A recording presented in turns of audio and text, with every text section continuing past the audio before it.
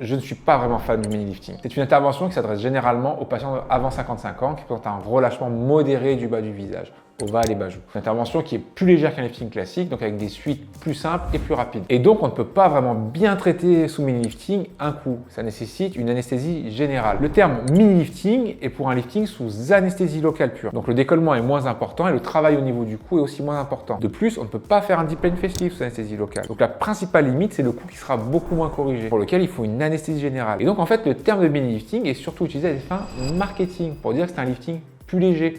Mais le résultat, il est moins important. Et l'inconvénient, c'est que vous avez les mêmes cicatrices que pour un lifting sous anesthésie générale. Donc, il faut vraiment se poser la question des effets secondaires, des contraintes, des risques et un résultat qui est plus modéré. Tout ça juste pour éviter une anesthésie générale.